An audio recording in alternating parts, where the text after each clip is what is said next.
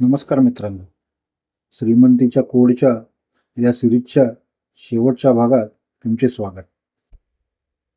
आपण प्रॉफिट पाहिला, balance sheet पाहिली, पण कंपनीच्या खिशात खरोखर पैसे येतात का? आणि कंपनीचे मालक स्वतःचे शेअर्स विकून पळून तर जात नाहीत ना? आज आपण पाहणार आहोत कॅश फ्लो आणि शेअर होल्डिंग पॅटर्न. हा व्हिडिओ पाहिल्याशिवाय कोणत्याही शेअर्समध्ये पैसे टाकू नका. कॅश फ्लो म्हणजे काय? सोप्या भाषेत सांगायचे, कंपनीने विक्री तर केली, पण तो पैसा खरोखर बँक खात्यात जमा झाला का? पॉझिटिव्ह कॅश फ्लो, जेव्हा व्यवसायातून खर्च वजा करून खरोखर रोख रक्कम हातात उरते.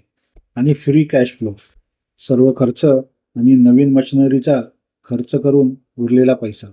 लक्षात ठेवा, प्रॉफिट फक्त कागदावर असू शकतो, पण कॅश फ्लो खोटा नसतो. कॅश फ्लोचे 3 प्रकार असतात. 1. ऑपरेटिंग, मुख्य व्यवसायातून आलेला पैसा.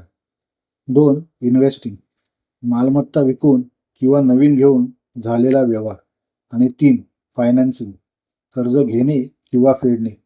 नेहमी कॅश फ्रॉम ऑपरेटिंग ॲक्टिव्हिटी हा आकडा पॉझिटिव्ह असावा, तरच तो बिझनेस टिकेल.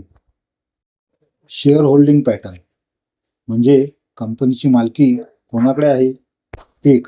प्रोमोटर्स, कंपनीचे मूळ मालक, यांची भागीदारी किमान 50% वर असावी. 2. FII आणि DII, विदेशी आणि भारतीय संस्थागत गुंतवणूकदार. मोठे लोक पैसे लावत असतील तर कंपनी चांगली आहे असा त्याचा अर्थ होतो.